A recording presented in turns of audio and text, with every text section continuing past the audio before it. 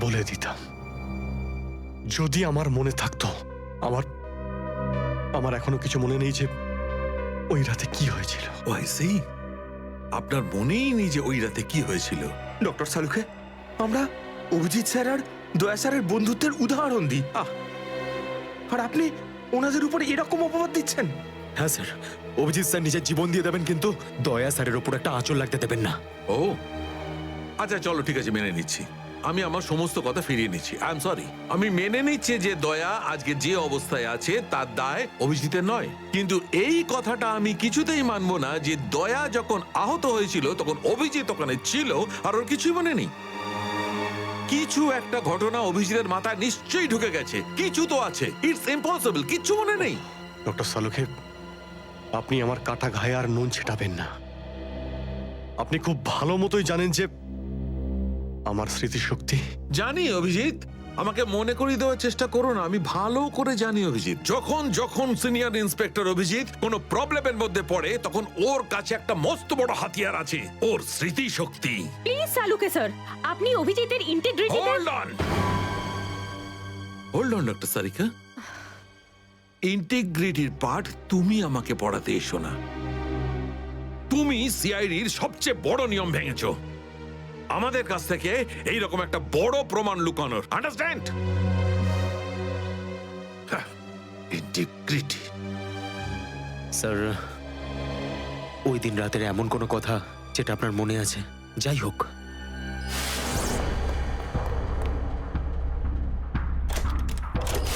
আমি তেজার পিছনে দৌড়াচ্ছিলাম। ও দৌড়ে গিয়ে গাড়িতে ওঠে, আর তারপর কেউ ওকে গুলি করে আর গাড়ির বাইরে ফেলে দেয়।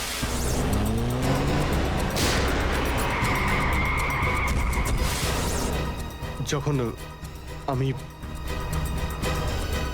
দৌড়ে গিয়ে তেজার লাশের কাছে যাই তখন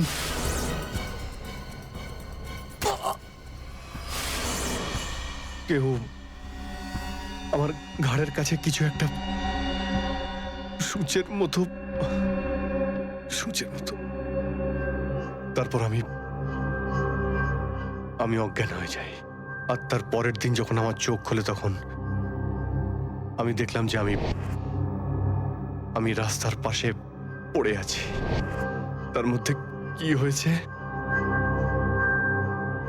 আমার কিচ্ছু মনে নেই। ঠিক আছে, কোনো ব্যাপার নয়। ওই রাতে এক্স্যাক্টলি কি হয়েছিল সেটা জানা যাবে এই গুলিটার মারফত। এটা সেই গুলিটা যেটা দয়ার পিঠ থেকে বার করেছিলেন ডক্টর প্রমোদ। আর এই গুলিটার ব্যালিস্টিক রিপোর্ট থেকেই বার করা যাবে যে আসলে এই গুলিটা কার বন্দুক থেকে ছোঁড়া হয়েছিল। Sarika, come with me. Doctor Pramod, এক মিনিট। আপনি স্কেচ বানাতে হেল্প করবেন, আর আমি আপনাকে কয়েকটা প্রশ্ন করতে চাই। হ্যাঁ, জিজ্ঞাসা করব। ডক্টর প্রমোদ, আপনাকে ওই গুন্ডারা কোথা থেকে কিডন্যাপ করেছিল? প্রতাপনগর থেকে। আর তারপর আপনার চোখে কাপড় বেঁধে দেয়? আগে ওর পরে গাড়িতে বসে ওদের আড্ডায় নিয়ে যায়। আড্ডায়? আচ্ছা, আড্ডাতে পৌঁছাতে আপনার কতক্ষণ লেগেছিল মনে আছে? 40-45 মিনিট। 40-45 মিনিট? এটা ঠিক কটার সময়? রাত তখন এই 10:30টার মতন। রাত 10:30টা? ওই সময় তো প্রতাপনগরে খুব একটা ট্রাফিক থাকে না, রাস্তা ফাঁকাও থাকে।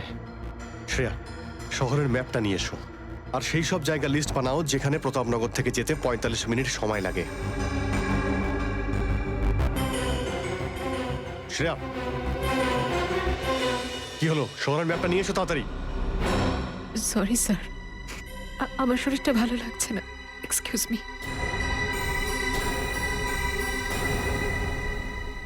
I can't believe this Maya. তুমি নিজের স্বামীর কথা বিশ্বাস করছো না, একজন অপরিচিত মহিলার কথা বিশ্বাস করছো তুমি। একটা মেয়ে অন্য একটা মেয়ের চোখের দিকে তাকালেই বুঝতে পারে যে সে সত্যি বলছে না মিথ্যে। আর ওর চোখে সত্যিটা ছিল, ওর চোখে জল মিথ্যে বলছিল না। মায়া, তুমি ওর কথায় বিশ্বাস করছো চোখের জল দেখে, আর তুমি আমাকে সন্দেহ করছো। সত্যিটা বলো, বলো সত্যি করে যে কতগুলো বউ আছে তোমার, বলো আমাকে জয়। আরে আমি তো একটা সামলাতে পারছি না, আবার অন্য কোথায় আনবো? সে তো তোমার কপাল ভালো যে মার্কেটে আজ তোমার সত্যিটা জানতে পারলাম, না হলে সারা মায়া- জীবন আমি এটাই ভেবে মায়া, এটা সত্যি যে আমি শুধুমাত্র তোমাকেই ভালোবাসি মায়া। তাহলে বলছো না কেন নিজের ব্যাপারে সত্যিটা? নিজের অতীতের ব্যাপারে কেন বলো না আমাকে কিছু? মায়া, তুমি তো সব জানো আমার সম্পর্কে, যে আমার কেউ নেই কোনোদিন। আর তুমি ছাড়া আমার কে আছে বলো? আর তোমার কাজ? তুমি পুলিশে আছো নাকি মার্কেটিং ম্যানেজার? মার্কেটিং মায়া। সব মিথ্যে। আমি তোমার অফিসে যেতে চাই। আমি কিছু জানি না, আমি তোমার অফিসে যেতে ঠিক চাই। আছে, ঠিক আছে, অফিস যেতে চাও? আমি সামনের সপ্তাহে তোমাকে আমার অফিসে নিয়ে যাবো, খুশি? কেন? পরের সপ্তাহে কেন? হ্যাঁ, কালকে কেন নয়? হ্যাঁ, বরং আমি তো বলবো যে কাল নয়, আজই যেতে চাই আমি তোমার মায়া অফিসে। মায়া মায়া, সন্দেহের একটা লিমিট থাকে মায়া।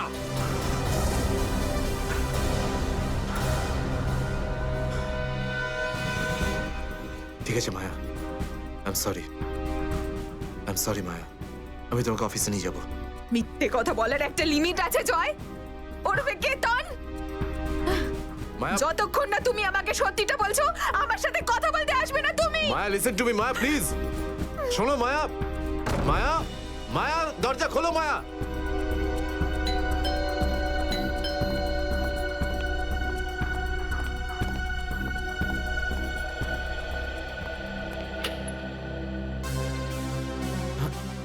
আপনি?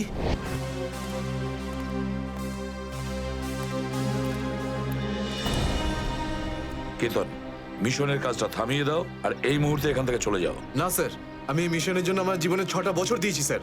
স্যার প্লিজ স্যার, আপনি মিশনটা আটকাতে পারেন না স্যার। আমি এই মিশনটা কমপ্লিট করা খুব তুমি কাছাকাছি। বুঝতে পারছো না কেন কেতন? তোমার জীবন কতটা বিপন্ন তুমি জানো? আর তাছাড়া আমি অন্যান্য অফিসারদের এইভাবে মরে যেতে দেবো না। 4টের সময় গোলমা বাস স্ট্যান্ডে অপেক্ষা করবে, that's an order. Sir, sir please sir, sir please.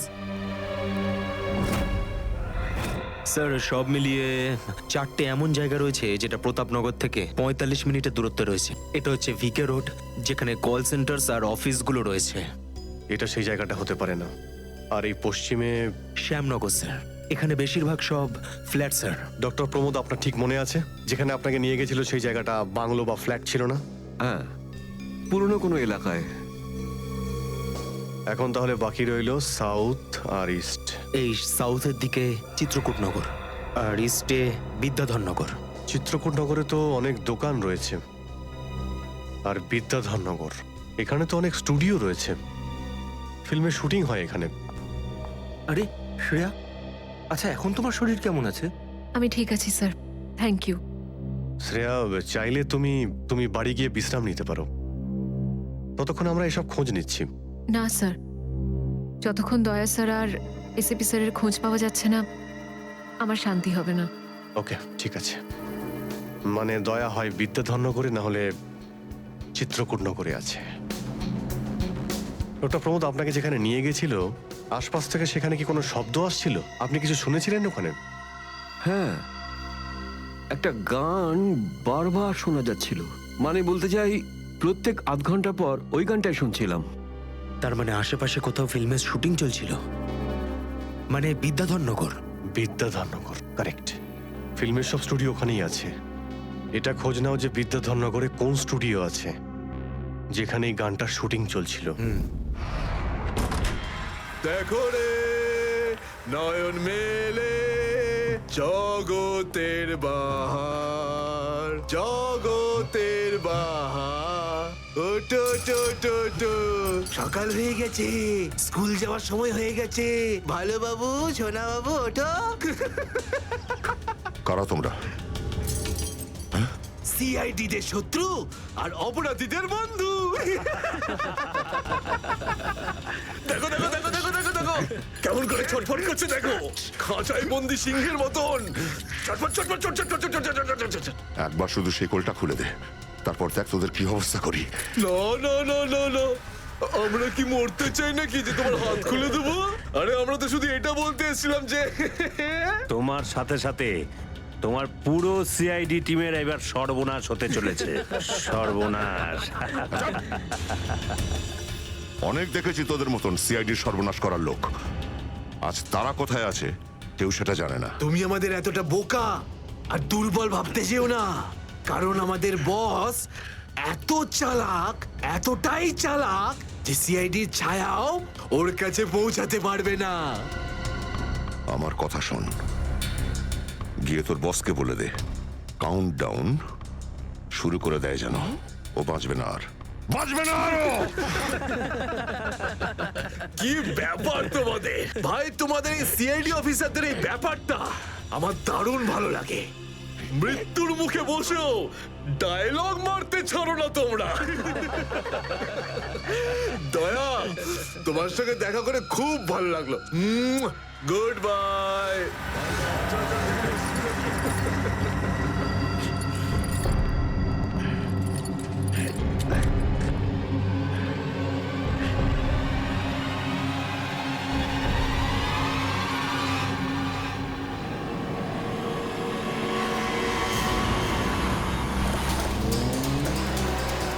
সেদিন দেখা হয়েছিল গানটার শুটিং এই স্টুডিওতেই চলছিল, তাই তো? হ্যাঁ স্যার, এটাই সেটা, বিরাট স্টুডিও। দয়াকে এখানেই হয়তো কোথাও রেখেছে।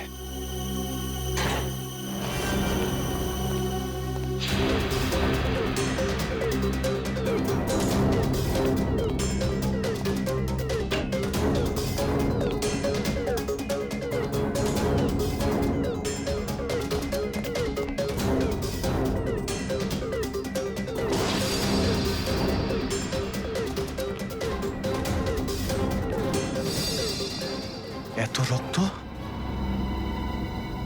তার মানে স্যার, দয়া স্যার এখানেই ছিলেন? এই শিকল দিয়ে বেঁধে রেখেছিল আমার বন্ধু দয়াকে।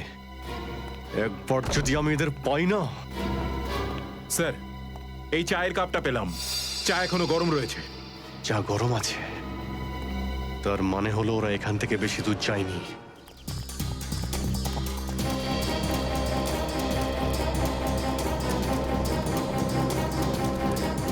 স্যার, মনে হচ্ছে এখানে কিছু হয়েছে।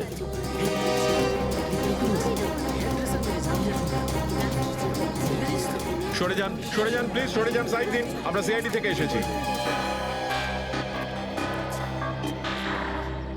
স্যার দেখুন না, কেউ ঋতুকে খুন করে ফেলেছে। কি করে হলো এইসব? বলতে পারবো না স্যার, আমরা সবাই শুটিং এ ব্যস্ত ছিলাম তো তো হঠাৎ গুলি চালাবার আওয়াজ পেলাম, আর এখানে এসে দেখলাম এই মরে আছে। কতক্ষণ আগে চলেছিল গুলি? স্যার এই ধরুন আধ ঘন্টা আগে। স্যার আমরা লোকাল পুলিশকেও ইনফর্ম করে দিয়েছি স্যার। ঠিক আছে, আপনারা একটু এখান থেকে পিছিয়ে যান একটু।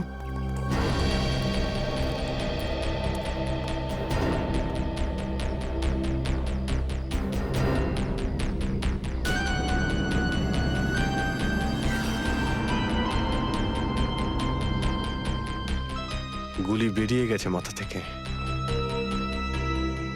গুলি লাগা 2 সেকেন্ডের মধ্যেই বেচারি মারা গেছে।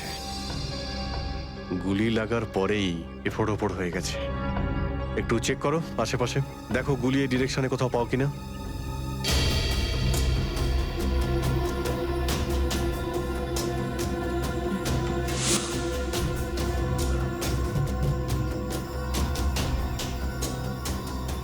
এই বিচারি এইভাবে এখানে বসেছিল, পিছন থেকে কেউ গুলি করলো আর এইভাবে উল্টে পড়ে যায়। আর এই আঘাত, এটা আবার কি ব্যাপার?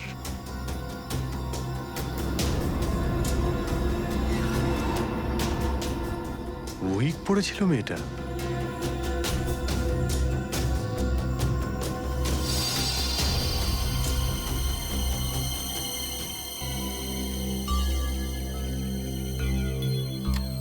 স্যার, হ্যাঁ পুরবি, গুলি পেয়ে গেছি। রাইফেলের গুলি মনে হচ্ছে। রেখে দাও এটাকে। আচ্ছা, কি উইক পড়তো? একদমই না স্যার, ও আসলে আমার হেয়ার ড্রেসার ছিল, আর আমার উইগস আর সবকিছু ওই রাখতো। যে উইগটা ও পরেছে না, সেটা আমার নেক্সট সিনের জন্য লাগতো। ঋতু আপনার উইক পড়েছিল? হ্যাঁ স্যার। সুশান্ত, বুঝতে পারলে? যখন ঋতুকে গুলি করা হয় তখন খুনি ওর মুখটা দেখেনি, গুলি পিছন থেকে চালিয়েছিল। আর যখন ঋতুর গুলিটা লেগেছিল তখন ও ওনার উইক পড়েছিল। মানে গুলিতে ঋতুর নয়, আপনার নাম লেখা ছিল। কি? হ্যাঁ, আপনাকে কেউ মারতে চায়। এই দেখো, 0.33 ক্যালিবারের বুলেট এটা, যেটা দিয়ে ঋতুকে মারা হয়েছে, যেটা শুধুমাত্র স্নাইপার রাইফেল দিয়েই ছোঁড়া যায়। তাহলে সালুখে স্যার এই ওর মাথাতে দুটো লাল রঙের চিহ্ন কিসে? এই লাল চিহ্ন দুটো এন্ট্রি আর এক্সিট উন্ড। ঋতুর মাথার মধ্যে গুলি এই দিক দিয়ে ঢুকেছে আর এইখান দিয়ে বেরিয়ে গেছে। এই এক্সিট বোন এন্ট্রি বোন থেকে প্রায় হাফ ইঞ্চি নিচে, মানে গুলি উপর থেকে নিচে চালানো হয়েছিল। আগে হ্যাঁ, গুলিটা ঋতুর মাথায় এইখান দিয়ে ঢুকেছিল আর এইখান দিয়ে বেরিয়ে এসে সোজা ভ্যানিটি ভ্যানের ফুটবোর্ডে এসে আটকে গেছে। আর আমাদের ক্যালকুলেশনের হিসেবে গুলিটা চালানো হয়েছে এদিক থেকে, এইভাবে। গুলিটা প্রায় 2-3 তলার ওপর থেকে ছোঁড়া হয়েছে। অনেক কিছু জানতে পেরে গেছেন স্যার আপনি। হ্যাঁ, ঋতুর কেসে তো আমি অনেকটাই জানতে পেরে গেছি।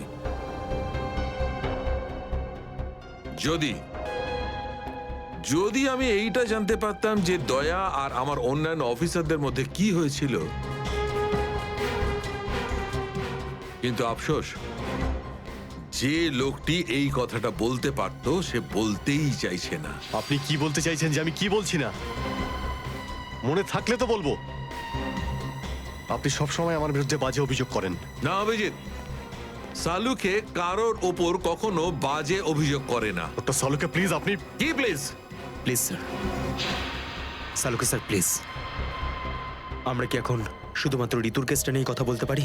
ঋতুর কেসে আমি যতটা জানতে পেরেছি আমি সবটাই বলে দিয়েছি। ব্যাস, এখন আমার অপেক্ষা শুধুমাত্র একটা প্রমাণের জন্য, যা দিয়ে আমি জানতে পারবো দয়ার সঙ্গে কি ঘটেছিল। That's it. দেখলে, এই জন্য আমি তোমাকে বলেছিলাম যে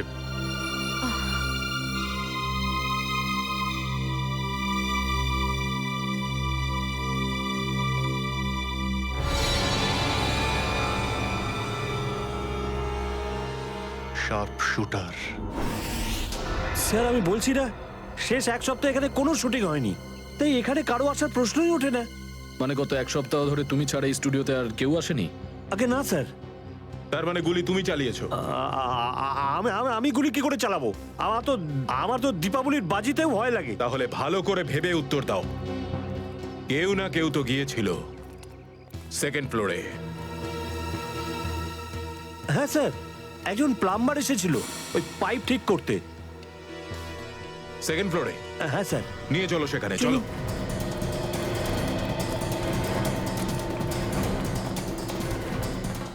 কোন দিকে? এই দিকে।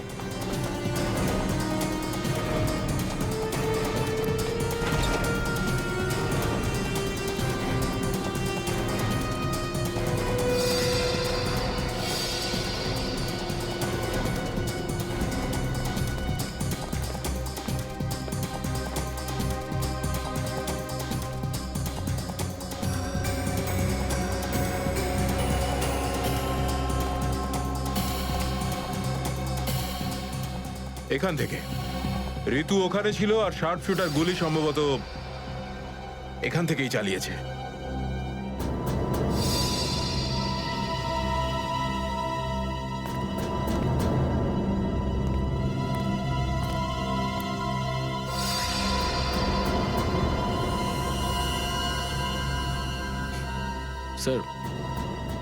স্যার লাবণ্যকে গুলি করা হয়েছিল।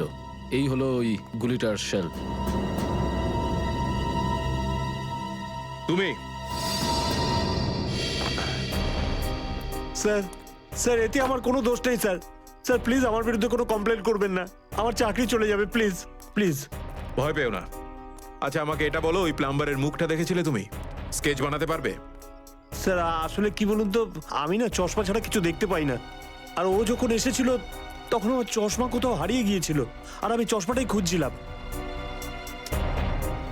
এই লাবণ্যর কোনো না কোনো শত্রু তো নিশ্চয়ই আছে, নইলে কেউ ওকে মারার চেষ্টা কেন করবে? এই লাবণ্য ঠিকুজি বের করেছি স্যার, ওর কারোর সাথে কোনো শত্রুতা ছিল না। হ্যাঁ স্যার, ফ্লপ হচ্ছিল ওর সব ফিল্ম। তাহলে এরকমও হতে পারে না যে অন্য কোনো অভিনেত্রী হিংসা বা ঈর্ষার কারণে ওকে মারার চেষ্টা করে থাকবে। লাবণ্য খুব বড় লোক নয় যে টাকা পয়সার জন্য ওর উপরে কেউ হামলা করবে। স্যার হতে পারে সত্যি এই গুলিটা ঋতুর উপরে চালানো হয়েছে, লাবণ্যের উপর নয়। আচ্ছা তোমরা কি ঋতুর ব্যাপারে ইনফরমেশন বের করেছো? হ্যাঁ স্যার, ঋতুরও কারোর সাথে কোনো শত্রুতা ছিল না। এমন কোনো না কোনো ব্যাপার আছে যা আমরা ঠিকমতো দেখতে পাচ্ছি না। এই লাবণ্যের যে আর্টিকেলগুলো আমরা পেয়েছি এর মধ্যে কোনো না কোনো ব্যাপার নিশ্চয়ই আমরা পাবো যার সঙ্গে কেসের কোনো না কোনো সম্পর্ক আছে। স্যার স্যার এটা 3 দিন পুরনো পেপার। এতে নিউজ আছে যে লাবণ্য জিনিসপত্র চুরি হয়েছিল ব্লু ইভ রিসর্ট থেকে। লাবণ্যের জিনিসপত্র চুরি হয়েছিল ব্লু ইভ রিসর্ট থেকে?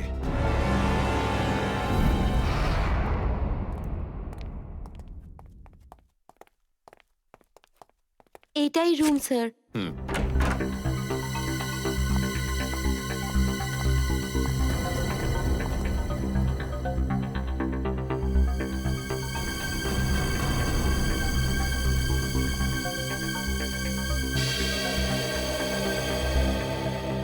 এই ঘর থেকেই আপনার জিনিসপত্র চুরি হয়েছিল? একদমই তাই স্যার, কিন্তু খুব একটা দরকারি জিনিস ছিল না, এই এমনি 1,500-2,000 টাকা আর নকল জুয়েলারি। আর পুলিশ কোনো সূত্র পায়নি এখান থেকে? না স্যার। কিন্তু চোর এখানে আসলো কি করে? জানলা দিয়ে, এসির জায়গা দিয়ে নাকি? স্যার দরজা থেকে এসেছিল। পুলিশের কথা অনুযায়ী ও চাবির ব্যবহার করেছিল ঘরটা খুলতে। আর এই ঘরের চাবিটা কার কার কাছে ছিল? একটা আমার কাছে আর একটা এদের কাছে। ও মানে হোটেলের কোনো ভেতরের লোকের কাজও হতে পারে। ম্যাডাম আপনি এসব কি বলছেন? 15 বছর পুরনো আমাদের হোটেল, আমরা খুব সৎভাবে কাজ করে এখানে গুডউইল বানিয়েছি, আর আমাদের হোটেলের কোনো লোক এটা করতে পারে না। হয় এই কাজটা কোনো হোটেলের ভেতরের লোকই করেছে, অথবা কোনো বাইরের লোক এই চাবি চুরি করে চাবির ডুপ্লিকেট বানিয়ে নিয়েছে। আর এই দুটো সিচুয়েশনেই তোমাদের হোটেল দায়ী, বুঝলে কিছু? ছেড়ে দিন না স্যার, এই ছোটখাটো চুরির জন্য কেন ওদের ডিস্টার্ব করছেন? লাবণ্য দেবী, এই জিজ্ঞাসাবাদ আমরা আপনার জিনিসপত্রের জন্য করছি না, বরং এটা তাকে ধরার জন্য করছি যে আপনাকে মারতে চাইছে। কারণ আমাদের মনে হয় যে এই চুরির সম্পর্কের সাথে আপনার উপর প্রাণঘাতী হামলার সাথে থেকে থাকতে পারে। সেই কারণে একটু ঠিক করে মনে করে বলুন, আর কোনো বিশেষ জিনিস বা কোনো দামি জিনিস যেটা চুরি হয়েছে? হ্যাঁ, আমার তো না, কিন্তু আমার হেয়ার ড্রেসার ঋতুর জিনিস চুরি হয়েছিল। আর তারপর ওর হঠাৎ করে মুড অফ হয়ে গেছিল আর ও খুব কাঁদছিল। এমন কি জিনিস চুরি হয়েছিল ওর? একটা অদ্ভুত শোপিস ছিল। শোপিস? হ্যাঁ, আমিও অবাক হয়েছিলাম ভেবে যে একটা শোপিসের জন্য এত ভেঙে পড়ার কি আছে। আর আমি ওকে বলেও ছিলাম যে আমি ওকে একটা নতুন শোপিস এনে দেবো, কিন্তু হয়তো ওই শোপিসটা ওর জন্য খুব দামি ছিল। খুব দামি শোপিস ছিল? না না, ওই ট্রিপোলিয়াম বাজারে যে চাইনিজ শোপিসের দোকানগুলো আছে না, সেখান থেকেই নিয়েছিল। ওই হবে 700-800 টাকার মতো। ত্রিপোলিয়া বাজারে চাইনিজ জিনিসপত্রের দোকান?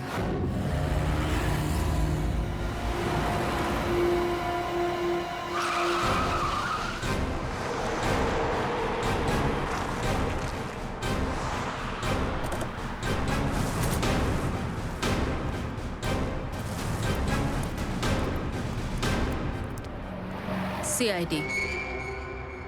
সিআইডি? একটা খুনের ব্যাপারে আপনার থেকে কিছু জানতে চাই। খুন? কার খুন হলো আবার? এর নাম ঋতু, ফিল্ম ইন্ডাস্ট্রিতে হেয়ার ড্রেসারের কাজ করে। কিছু মনে পড়লো? আমি তো একে কোনোদিন দেখিনি। গত শনিবারে আপনার দোকানে এসেছিল, ও একটা মূর্তি কিনেছিল, এই অনেকটা এরকম ছিল। শনিবার তো আমি ছুটিতে ছিলাম। হ্যাঁ, সুশান্ত দোকানটা দেখছিল। কি সুশান্ত, তুমি দেখেছো মেয়েটাকে? হতে পারে এখানে এসেছিলেন। শনিবারের দিনটা খুব বিজি দিন থাকে, অনেক লোক আসে। কিছু মনে পড়ছে না। আচ্ছা, আমাকে এই মূর্তিটা দেখাও তো। ওই মূর্তিটাও?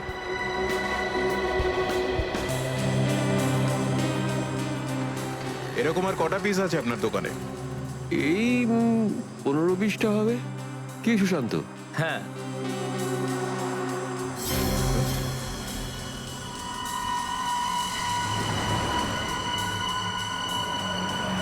ওখানে ওই দুটো বক্সে ক্রস চিহ্ন দেওয়া কেন? আরে আরে ওটা তো ডিফেক্টিভ পিস, এগুলো ফ্যাক্টরিতে রিটার্ন যাবে, আপনার কোনো কাজে আসবে না। সেটা এক্ষুনি জানতে পারা যাবে। দেখা ওটাকে। দেখাও।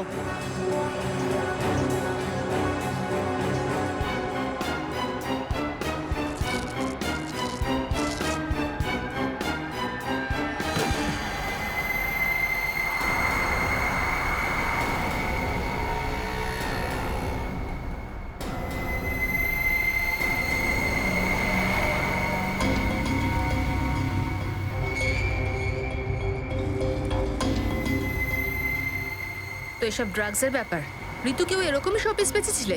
সুশান্ত, তুমি আমার দোকানে থেকে ড্রাগসের কারবার করতে? এবার বন্ধ করো এই নাটকটা, অ্যারেস্ট করো এই দুজনকে।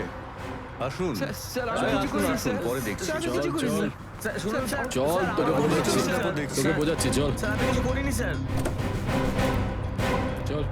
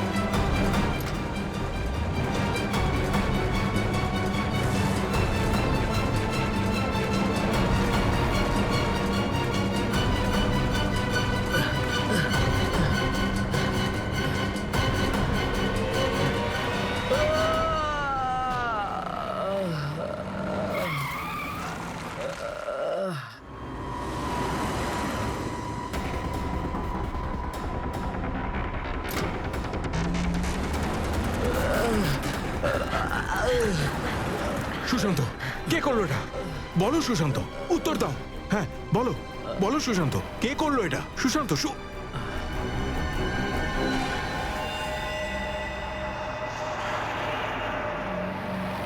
হি ইজ ডেড।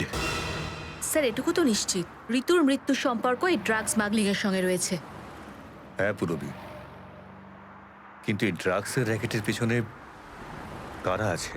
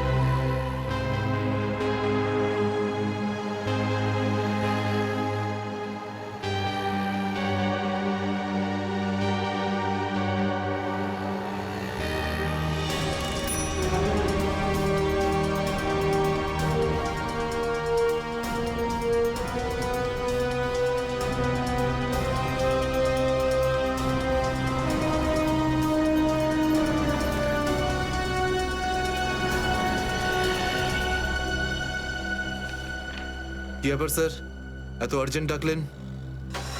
জয়, তোমার জীবনে ঝুঁকি আছে। তোমাদের মতন অফিসারদের ব্যাপারে ওরা জেনে গেছে, আর ওরা একের পর এক মেরে ফেলছে। এটা কি করে হতে পারে স্যার? আমাদের ব্যাপারে কে কাকে কি বলবে? সেই তো, সেটাই তো বুঝে উঠতে পারছি না। সেটারই তো খোঁজ নিতে হবে। তুমি একটা কাজ করো, এটার মধ্যে ভোপাল যাওয়ার টিকিট আর 10,000 টাকা রয়েছে। তাড়াতাড়ি এখান থেকে চলে যাও। যাও, তাড়াতাড়ি বেরিয়ে পড়ো। জয়, জয় কি হয়েছে? জয়, জয়,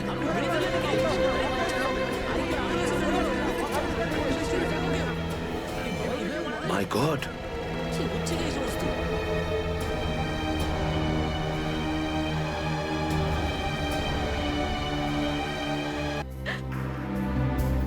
শ্রেয়া, দয়া স্যারও ঠিক ফিরে আসবেন যেরকম অভিজিৎ স্যার এসেছেন। স্যার কিভাবে ফিরে আসবেন? আমরা তো এটাও জানি না যে দয়া স্যার কোথায় আছেন। স্যার নাই বা দয়া স্যারের খোঁজ পাওয়া যাচ্ছে, নাই বা এসিপি স্যারের। শ্রেয়া ওনারা সিআইডি অফিসার, এরকম অনেক সমস্যার সম্মুখীন হয়েছেন। যেখানেই থাকুক না কেন নিশ্চয়ই ভালো থাকবেন ওনারা। স্যার আপনি এমনটা কিভাবে বলতে পারেন? আপনি রক্ত দেখেছিলেন তো? কতটা রক্ত পড়েছিল বলুন তো ওখানে? আর ওই গুলিটা, যে গুলিটা দয়া স্যারের শরীর থেকে বেরিয়েছিল। হ্যাঁ শ্রেয়া, আমি সবকিছু দেখেছি, কিন্তু তার মানে এটা তো নয় যে সিআইডি অফিসাররা মারা যান না। স্যার, হ্যাঁ স্যার আপনি ঠিক আছেন তো? স্যার কাল থেকে আপনাকে ফোনে পাচ্ছিলাম না। হ্যাঁ, আমি একটা জরুরি কাজে ব্যস্ত ছিলাম। এমন একটা টপ সিক্রেট কাজ ছিল, কাউকে বলতে পারিনি, এমনকি তোমাদেরও নয়। স্যার কি? স্যার দয়া স্যারের কোনো খোঁজ পাওয়া যাচ্ছে না। দয়া স্যারের কোনো খোঁজ পাচ্ছ না মানে? স্যার দয়া স্যার নিখোঁজ। কিন্তু গেল কোথায় ও? জানি না স্যার, ওনার ফোনটাও লাগছে না। আর ওনার গায়ে গুলিও লেগেছে। দয়ার গায়ে গুলি লেগেছে? এক মিনিট, এই ব্যাপারটা তোমরা জানলে কি করে? স্যার সালুকে স্যার বলছিলেন যে দয়া স্যারের বডি থেকে একটা ডক্টর গুলি বের করেছেন আর চুপ করে নিয়ে এসে ওনাকে দিয়েছেন। দয়ার বডি থেকে গুলি বের করে সেটা শালুকে পাঠানো হয়েছে?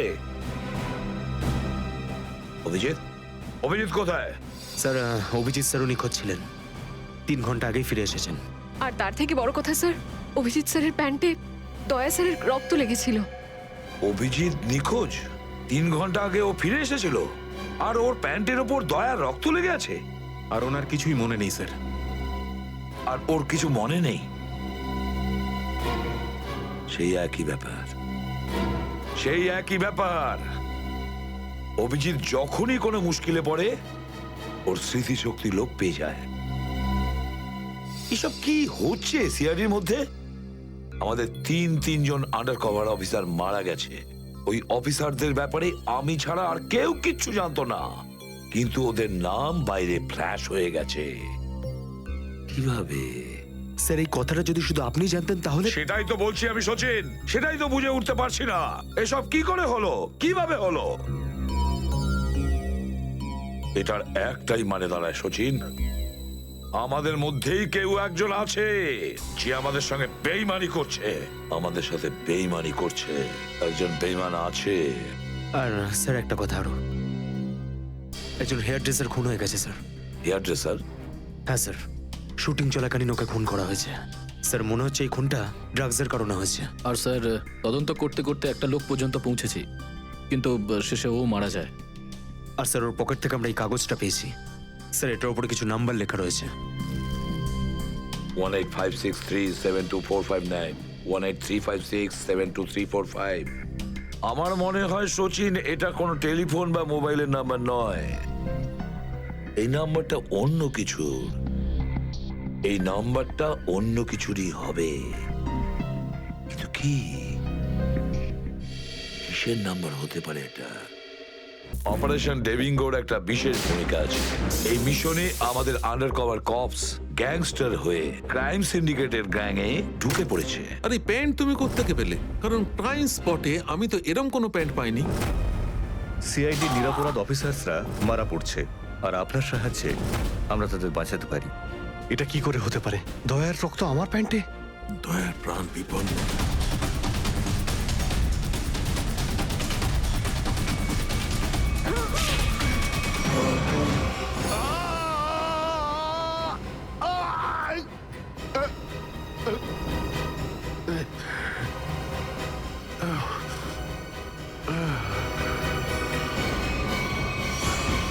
স্যার শহরে যত টোল প্লাজা রয়েছে সব জায়গায় খোঁজ নিয়েছি, না তো এসিপি স্যারের খোঁজ পেয়েছি আর না তো দয়া স্যারের। এসিপির খবর তো পাওয়া যায়নি, কিন্তু দয়ার খবর পাওয়া গেছে। জানতে পারা গেছে কোথায় ও? আগে কয়েকটা গুন্ডা ওকে উঠিয়ে নিয়ে কোথাও একটা বন্দি করে রেখেছে। ওর অবস্থা ভীষণই খারাপ। ইনি ডক্টর প্রমোদ। নমস্কার। গুন্ডারা জোর করে তুলে নিয়ে গেছিল। অ্যাকচুয়ালি দয়ার পিঠে গুলি লেগেছিল, যেটা গুন্ডারা এনাকে দিয়ে বার করিয়েছে। কি? দয়া স্যারের গুলি লেগেছে? হ্যাঁ। এখন দয়া কেমন আছে? ও বিপদমুক্ত তো? কিছু বলতে পারবো না। আমি তো গুলিটা তো বের করেছি, কিন্তু ওখানকার পরিবেশ যেরকম কোনো রোগীর জন্য একদমই ভালো না। আপনার তো কিছু নিশ্চয়ই মনে আছে ডাক্তারবাবু, কোথায় গুন্ডাদের এই আটাটা? ওরা আমার চোখ দুটো বেঁধে দিয়েছিল, তাই আমি বলতে পারবো না কোথায় আছে। ওখানে গিয়ে তো কাপড় খুলে দিয়েছিল। ওখানে ওদের নিশ্চয়ই দেখেছেন। ওদের মুখটা মনে আছে আপনার? হ্যাঁ, দেখলে চিনতে পারবো। Very good. পঙ্কজ, স্কেচ আর্টিস্টকে ডাকো এক্ষুনি।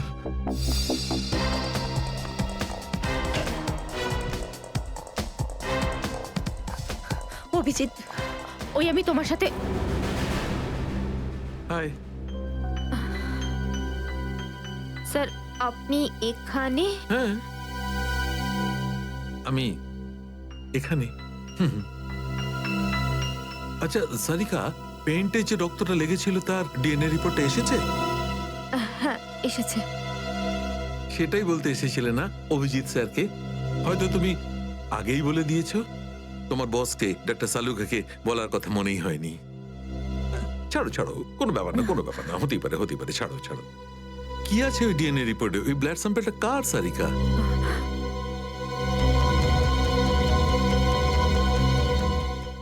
দয়া স্যারের। দয়ার? দয়ার? আচ্ছা, ওই প্যান্ট যার উপর এই রক্তটা লেগেছিল, ওই সেই প্যান্টটা কার?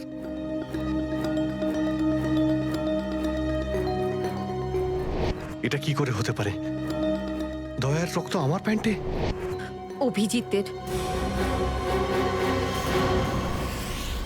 এত দূর যখন চলেই এসেছো, তোমাকে কি এমনি এমনি চলে যেতে দেবো আমি? বারে বা, একেই বলে গঙ্গা জলে গঙ্গা পুজো করা।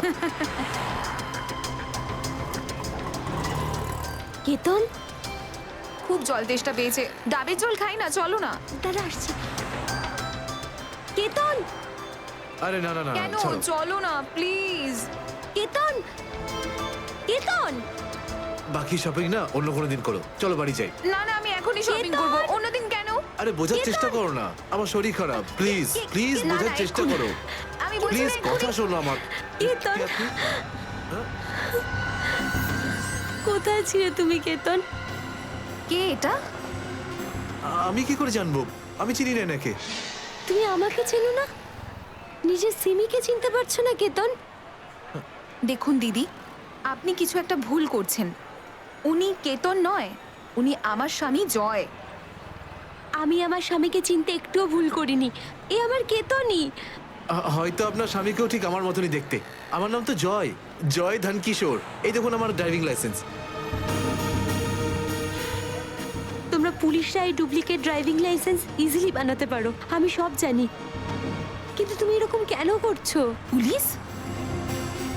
দিদি, উনি উনি পুলিশে চাকরি করেন না, উনি তো একজন মার্কেটিং ম্যানেজার। ইনি মার্কেটিং ম্যানেজার নন, আমার স্বামী একজন পুলিশ অফিসার। 6 বছর আগে একটা ডিউটির জন্য গেছিল, আর আজ অবধি ফেরত আসেনি। 6 বছর আগে? হ্যাঁ। আপনাদের বিয়ে কবে হয়েছে? 5 বছর আগে। তুমি আমার উপর সন্দেহ করছো, তাও আবার একজন অপরিচিত মহিলার কথায়। চলো। কেতন, কেতন দাঁড়াও, কেতন।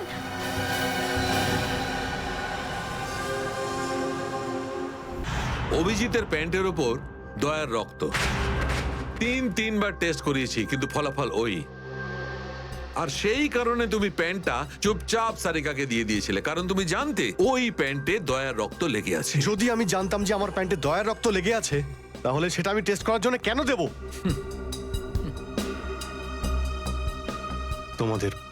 তোমাদের এটা মনে হচ্ছে না তো যে দয়ার এই অবস্থার জন্য আমি দায়ী? আচ্ছা ঠিক আছে, মেনে নিলাম। যদি তোমার কোনো দায় না থাকে, তাহলে চুপচাপ তুমি সারিকাকে প্যান্টটা কেন দিলে?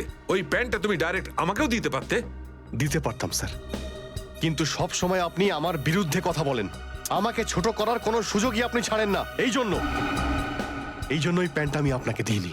আর সেই কারণে সিনিয়র ইন্সপেক্টর অভিজিৎ, তুমি এটাও বলনি যে যখন দয়া আহত হয়েছিল তুমি নিজে সেখানে উপস্থিত ছিলে।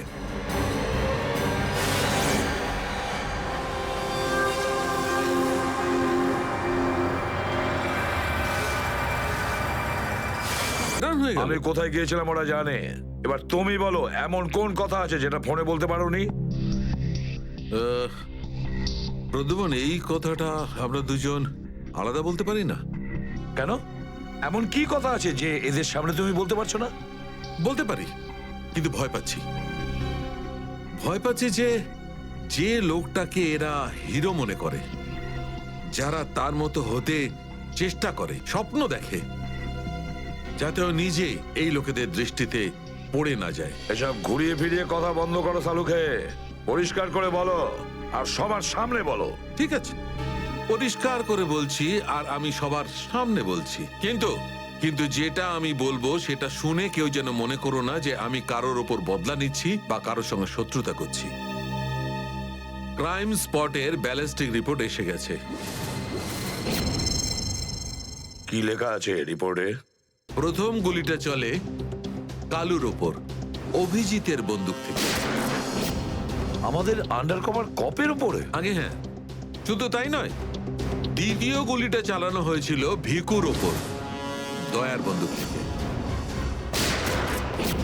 না, এরকম হতে পারে না। অভিজিৎ স্যার আর দয়া স্যার ভিকু আর কালুকে এইভাবে চেয়ারে বেঁধে রেখে গুলি চালাতে পারে না স্যার। ফ্রেডে, ব্যালিস্টিক রিপোর্ট কখনো মিথ্যে কথা বলে না।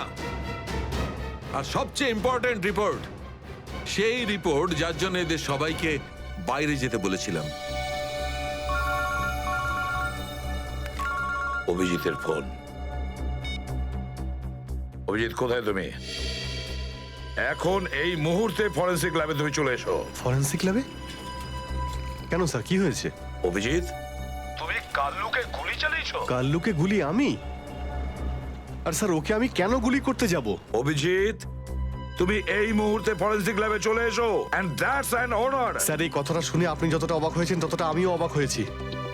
আর যতক্ষণ আমি এটা না জানছি যে ওই রাতে কি হয়েছিল, আমি আসবো না। তাহলে কি তুমি আমার বিরুদ্ধে যাবে? স্যার, আমি আপনার বিরুদ্ধে যাচ্ছি না স্যার। আমি সেটাই করছি যেটা আপনি আমাদের শিখিয়েছিলেন, সিআইডি ডিউটি স্যার। অভিজিৎ, ও না করে দিল। আপনার অনেস্ট, ব্রিলিয়েন্ট, ইন্টেলিজেন্ট অফিসার আপনার অর্ডার ক্যারি আউট করতে না করে দিল এসিপি সাহেব। আমি জানতাম প্রদ্যুম্ন, এই অভিজিৎ একদিন না একদিন পুরো সিআইডি টিমের জন্য সেই মাছি প্রমাণিত হবে যে সমস্ত পুকুরটাকে নষ্ট করে দেয়। এই অভিজিতের কারণে আমাদের পুরো সিআইডি টিমের বদনাম হয়ে যাচ্ছে। কলঙ্ক একটা। এই অভিজিৎ সিআইডি টিমের একটা বড় বোঝা, একটা কলঙ্ক। অনেক হয়েছে স্যার, বন্ধ করুন এসব। আর কি উল্টোপাল্টা বলবেন ওর নামে? আমি বন্ধ করব? আমি তো বন্ধ করে দেবো সারিকা, কিন্তু এই রিপোর্ট, এইটার কি করবে? এইটা চুপ করে থাকবে না সারিকা, এইটা সত্যি কথা বলবে বস। জানো এই রিপোর্টে কি আছে? কি আছে ওই রিপোর্টে? দয়ার উপর গুলি কে চালিয়েছে? কে মেরেছে সালুকে? কে করেছে গুলিটা? প্রদ্যুম্ন, দয়ার উপর গুলি তোমার honest, brilliant, intelligent officer Abhijit চালিয়েছে। কি? দয়া অভিজিতের গুলির শিকার হয়েছে প্রদ্যুম্ন। অভিজিৎ গুলি চালিয়েছে দয়ার ওপর। অভিজিৎ? অভিজিৎ অভিজিৎ দয়াকে গুলি করেছে?